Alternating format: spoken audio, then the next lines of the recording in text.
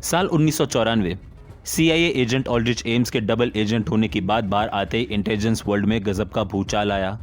CIA head को local congressman से लेकर आम जनता सबके समक्ष प्रस्तुत होकर क्रिटिसिज्म झेलना पड़ा। ऐसा नहीं था कि सीआईए का कोई एजेंट इससे पहले डबल एजेंट के तौर पर नहीं पाया गया, परंतु जिस वॉल्यूम और लेवल पर ऑल्ड्रिच एम्स ने इंफॉर्मेशन दुश्मन देश को पास किया वह अनबेरेबल और अनइमेजिनेबल था। और वह भी जब दुश्मन देश यूएसएसआर उर्फ रशिया हो तो चीजें और भी बुरी हो जाती है। जहां सीआईए को विश्वास न हो रहा था कि कैसे 9 साल तक ऑल्ड्रिच एम्स डबल एजेंट बना रहा, वहीं पूरा अमेरिका अपने इंटेलिजेंस पर नाराज था कि कैसे सीआईए को 9 साल लग गए ऑल्ड्रिच एम्स को एक्सपोज करने में। ऑल्ड्रिच एम्स ने न केवल जितने सीआईए के टॉप एजेंट्स जो यूएसएसआर में पोस्टेड थे उन्हें एक्सपोज किया, बल्कि सोवियट्स के डबल एजेंट जो सीआईए के लिए काम कर रहे थे उन्हें भी एक्सपोज कर केजीबी का फायदा ही फायदा करवाया। यह वही ऑल्ड्रिच एम्स है जो कई सारे एजेंट्स के मौत का जिम्मेदार है। यह वो समय बन गया था कि जब सीआईए बिल्डिंग में हर किसी को शक की निगाह से देखा जाए, ऐसा माहौल बन चला। उस पर भी रेगुलर पॉलीग्राफी टेस्ट में 300 से ज्यादा एजेंट्स के फेलियर ने आग में घी डालने का काम किया। 300 फील्ड टेस्ट यानी 300 पॉसिबल डबल एजेंट्स। सीआईए के लिए यह सबसे खराब समय है, ऐसा माना ही जा रहा था कि यह गलत साबित हुआ, क्योंकि इससे भी बुरा समय हेरोल्ड जेम्स निकलसन लेकर आने वाला था। आज हम जिस स्पाई यानी हेरोल्ड जेम्स निकलसन की बात करने जा रहे हैं, उस स्पाई ने अपने काम को ही सब कुछ माना। उसके लिए एस्पिनाच चैलेंज था और उस चैलेंज से वह बड़े शौक से निपटता। एक समय ऐसा आया कि वर्कहॉलिक एटीट्यूड के चलते उसने अपने पर्सनल लाइफ तक की बलि चढ़ा दी। 90s में एक्टिव यह सीआईए स्पाई सोवियट्स के लिए इनवैल्यूएबल एसेट तो बना ही, साथ ही साथ सीआईए के लिए उस वक्त ऑल्ड्रिच एम्स के बाद सबसे बड़ी लायबिलिटी बना। कौन था यह double agent Harold James Nicholson? Soviets और अमेरिकन के बीच वह कौन से नए तनाव को जन्म देने वाला था? जानने के लिए बने रहिए इस वीडियो में।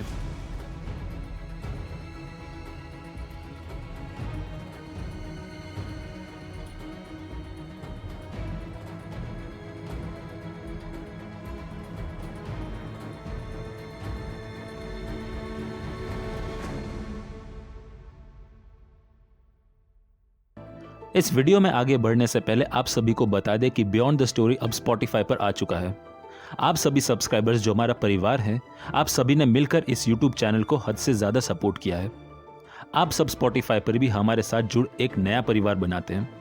स्पॉटिफाई पर अपलोडेड कंटेंट्स यूट्यूब कंटेंट से अलग होंगे, ताकि आप सभी को नए कंटेंट्स दोनों प्लेटफॉर्म में मिले। याद रखें, स्पॉटिफाई के कंटेंट्स यूट्यूब पर अपलोड नहीं होंगे, तो एक फ्रेश एक्सपीरियंस के लिए हमें स्पॉटिफाई पर भी सब्सक्राइब करें। बियॉन्ड द स्टोरी सर्च करके आप स्पॉटिफाई पर हमें ढूंढ सकते हैं। लिंक डिस्क्रिप्शन बॉक्स में भी मौजूद है। See you beyond the story family on Spotify too. अब चलिए वीडियो शुरू करते हैं।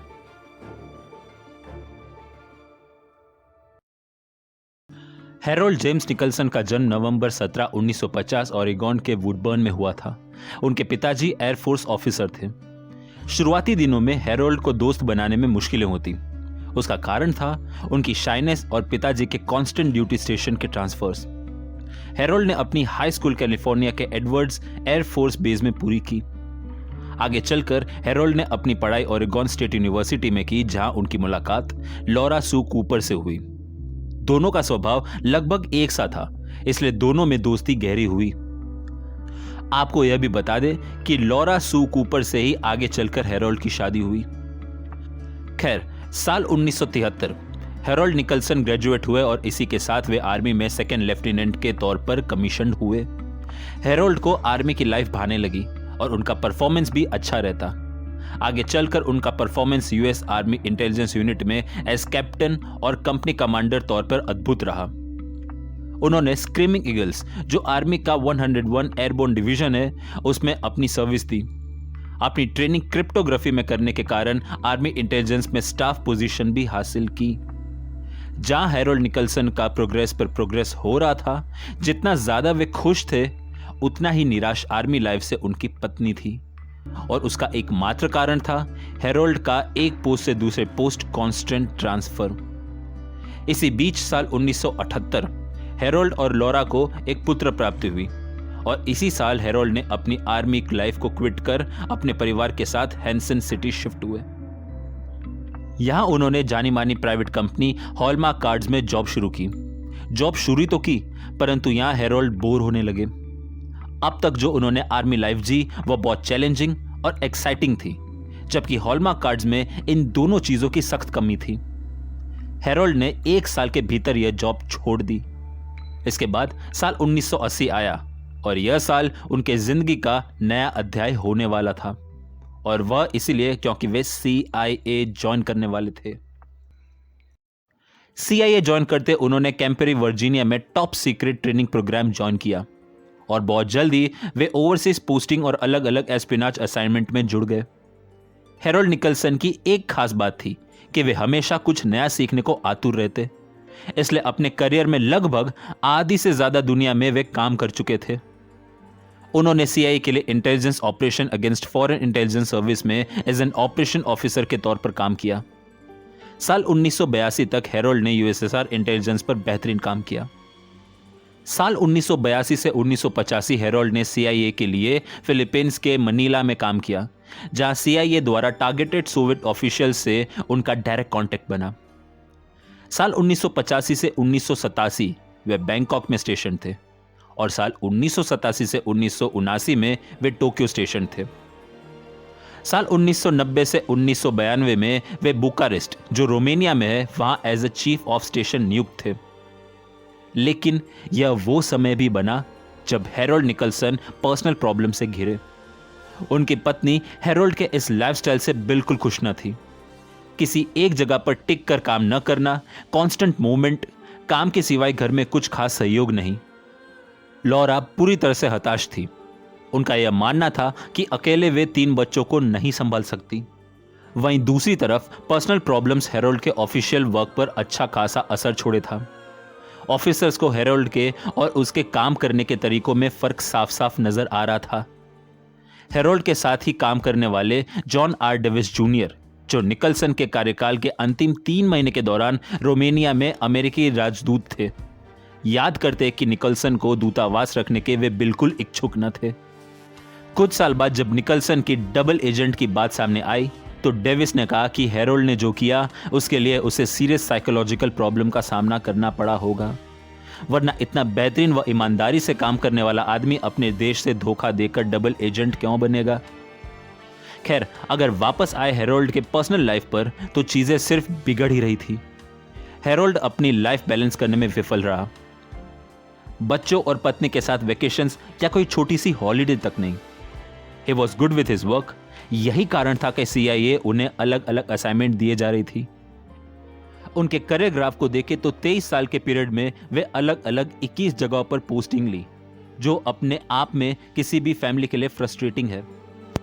साल 1992 लॉरा और हेरोल्ड ने डिवोर्स फाइल किया, और साल 1994 में डिवोर्स भी हो गया।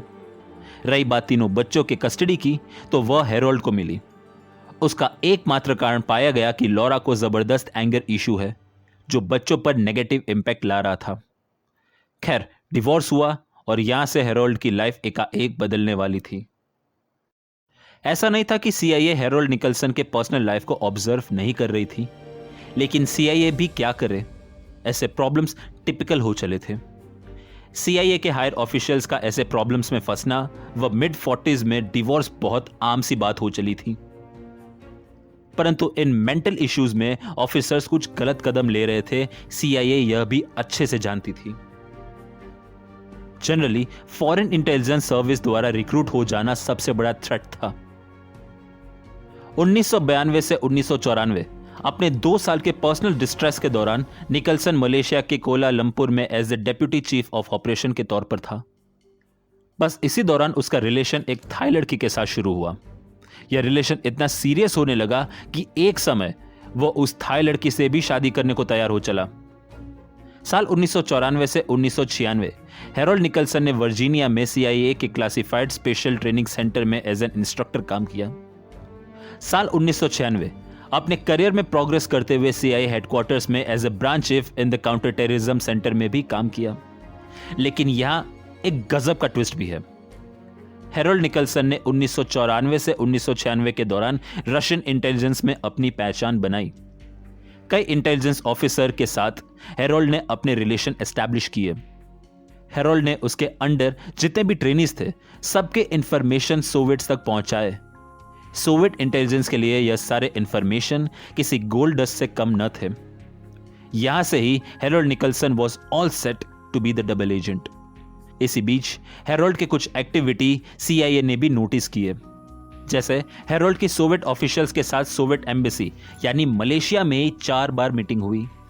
इन 4 मीटिंग्स में से 3 मीटिंग CIA द्वारा रजिस्टर्ड थी, परंतु चौथी मीटिंग रजिस्टर्ड न थी और ना ही हेरोल्ड निकलसन का ना कोई CIA द्वारा दिया गया हुआ काम था। हकीकत तो यह थी कि यह चौथी अनरजिस्टर्ड मीटिंग के बाद Nicholson received $12,000 from Soviet through wire transfer. इस ट्रांजैक्शन के बारे में उस वक्त CIA भी बेखबर थी। इसके बाद भी हेरोल्ड निकलसन ने कई इंफॉर्मेशन सोवियट्स को पास किए। सबसे बड़ी इंफॉर्मेशन हेरोल्ड ने रशियन इंटेलिजेंस को अमेरिका के डिफेंस इंफॉर्मेशन के तौर पर दी। हेरोल्ड ने अमेरिकन डिफेंस के सेंसिटिव इंफॉर्मेशन के साथ फोटोग्राफिक नेगेटिव्स भी दिए। यह वह समय यानी 1994 ही था जब रशियन इंटेलिजेंस ऑल्ड्रिच एम्स के पकड़े जाने का गम मना ही रही थी कि उनके गम को दूर करने हेरोल्ड जेम्स निकलसन पहुंच गया।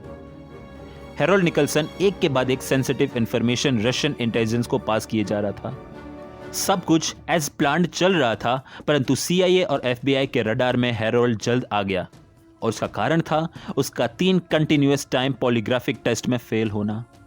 दरअसल CIA ऑफिस में फील्ड एजेंट्स और टॉप ऑफिशियल्स की पॉलीग्राफिक टेस्ट होती ही रहती। अथॉरिटीज ने नोट किया कि हेरोल्ड ठीक से पॉलीग्राफिक टेस्ट में कोऑपरेट नहीं कर रहा था। अपने टेस्ट के दौरान वह लंबी लंबी सांसें ले रहा था, जिसे उसने वार्निंग के बाद करना छोड़ दिया। कुछ क्वेश्चंस में वह फंबल और तकरीबन झूठ बोलते पाया गया। क्वेश्चंस जैसे, क्या उसका फॉरेन इंटेलिजेंस सर्विस में कोई अनऑथराइज्ड कांटेक्ट है?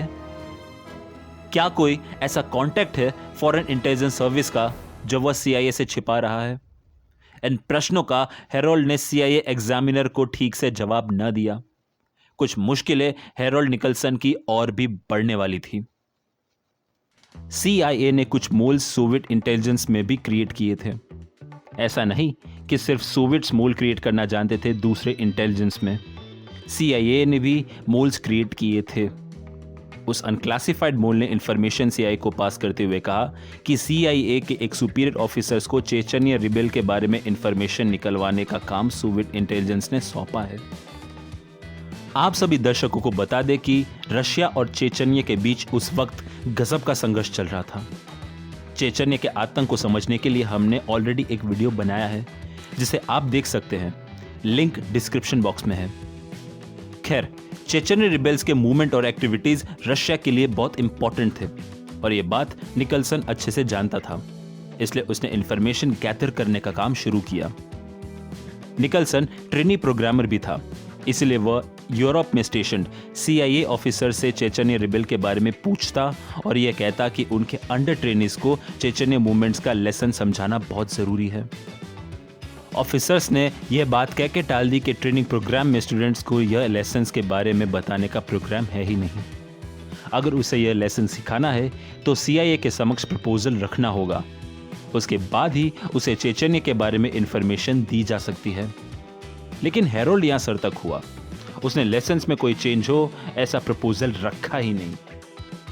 बस यहीं से CIA के टॉप अथॉरिटीज के कान भी खड़े हो गए।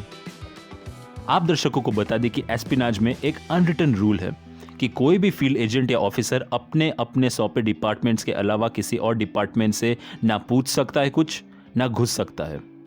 और यह लॉ हेरोल्ड के तोड़ते वह CIA के रडार में आ गया। CIA ने हेरोल्ड को टॉप सर्विलेंस में रखा।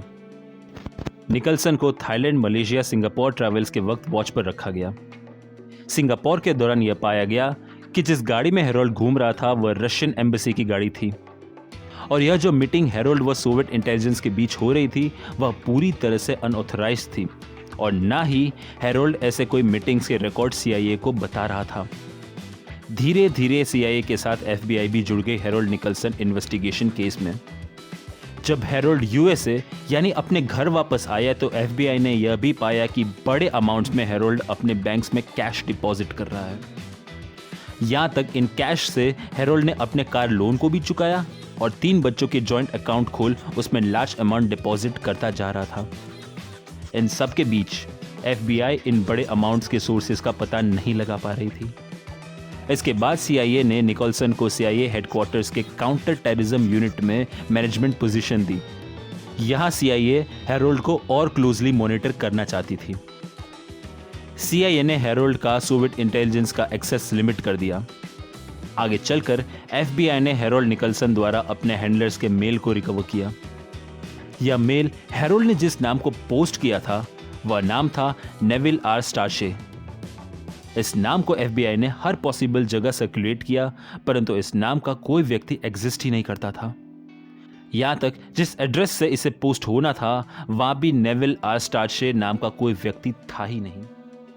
FBI ने यह डिस्कवर किया कि जिस आदमी को हेरोल्ड पोस्ट कार्ड भेज रहा था actually he was a mediator to Soviet intelligence. धीरे धीरे FBI ने मेल्स इंटरसेप्ट करने शुरू किए जो हेरोल्ड अपने हैंडलर्स को भेजता था। एक मेल के अनुसार हेरोल्ड ने लिखा था कि I will not be in your neighbourhood as expected, still the work is beneficial, I know you will find it very attractive. Actually यह मैसेज कोड वर्ड में था, जिसे डिकोड करने पर यह पता चला कि हेरोल्ड यह कहना चाहता था कि चीफ स्टेशन पोजीशन के लिए उसने अप्लाई किया था, वह CIA ने रिजेक्ट कर दिया है, फिर भी मैनेजमेंट जॉब द्वारा वह हेल्पफुल बना रहेगा। एक और मेल को इंटरसेप्ट FBI ने किया जिसमें हेरोल्ड ने लिखा था I hope you will be able to join me for a ski holiday this November, a bit early but it would fit into my schedule nicely. यह एक कोड वर्ड था जो यह कहता था कि सोवियत इंटेलिजेंस से हेरोल्ड नवंबर को स्विट्जरलैंड में मिलेगा। बस यहीं से CIA और FBI were ready to catch Harold James Nicholson red handed. नवंबर महीने में हेरोल्ड को CIA ने यूरोपियन इंटेलिजेंस से मीटिंग हेतु यूरोप ट्रिप पर भेजना था। निकलसन ने CIA ऑफिशियल्स को कहा कि वे पर्सनल हॉलिडे के लिए स्विट्जरलैंड के ज़ुरिक जाना चाहते हैं। CIA के डेफिनेटली कान खड़े हुए, पर उस वक्त उन्होंने कोई एक्शन लिया नहीं। नवंबर 16, 1996 FBI ने डुलिस इंटरनेशनल एयरपोर्ट पर रेड किया। हेरोल्ड जेम्स निकलसन जो मजे में अपने फ्लाइट की राह देख बैठा था, उसकी एकाएक चेकिंग होती है। FBI ने हेरोल्ड के बैग से कई सेंसिटिव पैकेज निकाले। हेरोल्ड के बैग से कुछ कॉन्फिडेंशियल फिल्म्स, कंप्यूटर डिस्क मिले जिसमें CIA के सेंसिटिव इंफॉर्मेशन मौजूद थे। साथ ही साथ CIA मॉस्को चीफ की ट्रू आइडेंटिटी इंफॉर्मेशन और मॉस्को में स्टेशन CIA केस ऑफिसर्स के इंफॉर्मेशन बैग में मौजूद थे। साथ ही साथ मिलिट्री इंटेलिजेंस के कुछ इंफॉर्मेशन भी हेरोल्ड जेम्स निकलसन के पास से मिले। FBI का साफ साफ मानना था कि कोई भी कॉन्फिडेंशियल इंफॉर्मेशन ऑफिस के बाहर नहीं ले जाया जा सकता अनलेस बहुत ज्यादा जरूरी या टॉप अथॉरिटीज की परमिशन हो। Harold Nicholson was caught red handed. यह इंफॉर्मेशन जो वो एयरपोर्ट में ले जाते पाया गया वह हरगिज अनएक्सेप्टेबल थी। हेरोल्ड को अरेस्ट कर ताबड़तोड़ इंटरोगेशन शुरू की। जून 5, 1997 में हेरोल्ड निकलसन केस की सुनवाई कोर्ट में हुई। निकलसन को US इंटेलिजेंस के सीक्रेट इंफॉर्मेशन रशियन इंटेलिजेंस को पास करने के केस में दोषी पाया गया। यह बात कोर्ट में प्रूफ हुई कि तकरीबन $3 लाख हेरोल्ड निकलसन को मिले रशियन को इंफॉर्मेशन पास करने के लिए। जेम्स हेरोल्ड निकलसन को कोर्ट ने conspiracy to commit espionage, conspiracy to act as an agent of a foreign government, conspiracy to commit international money laundering act के तहत 23 साल 7 महीने जेल की कठोर सजा सुनाई। प्रोसिक्यूटर के अनुसार उसे लाइफ इंप्रिजनमेंट विदाउट पैरल या डेथ सेंटेंस इसलिए नहीं दिया गया क्योंकि हेरोल्ड ने अरेस्ट के बाद फुल्ली कोऑपरेट किया। हेरोल्ड निकलसन ने कोर्ट में यह स्टेट किया कि यह डबल एजेंट का रास्ता उसने ऑल्ड्रिच एम्स से इंस्पायर्ड होकर लिया। उसका यह मानना था कि जो भूल एम्स ने किया वह भूल वो न करके शायद कभी न पकड़ा जाए, पर आखिरकार वह पकड़ा तो गया ही। परंतु हेरोल्ड निकलसन के काले करतूत यहीं समाप्त न हुए। साल 2008 के अंत में निकलसन का सबसे छोटा बेटा नथानियल अरेस्ट हुआ। प्रोसिक्यूटर के अनुसार हेरोल्ड निकलसन ने अपने पुराने स्पाई वर्क के कारण अपने बेटे को रशियन इंटेलिजेंस से एडिशनल $47,000 लेने को तैयार किया था। इसी के चलते साल 2010 में हेरोल्ड निकलसन को एडिशनल 8 साल जेल की सजा और हुई और उसके बेटे नथानियल को 5 साल जेल की सजा हुई। तो दोस्तों, यह कहानी थी उस स्पाई की जिसने अपने स्पाइंग करियर के पहले हाफ में अपने काम को ही सब कुछ माना और करियर के दूसरे हाफ में पैसों को ही सब कुछ माना। पैसों के पीछे वह इस कदर अंधा हुआ कि अपने बेटे तक की जिंदगी बर्बाद कर दी। डबल एजेंट्स की लाइफ हमेशा से डार्क व अगली रही है। ऐसे एजेंट्स के परिवारों की इनडायरेक्टली लाइफ तो खराब हो ही जाती है, परंतु इस केस में डायरेक्ट पूरी तरह से खराब हुई। हैरोल्ड निकलसन जैसे स्पाइज सीआईए को यह सोचने पर मजबूर कर देते हैं कि क्या वाकई में उनका इंटेलिजेंस पावरफुल है। आपसे मुलाकात होगी अगले वीडियो में सत्य, साहस और ज्ञान की शोध में। तब तक के लिए जय हिंद, वंदे मातरम।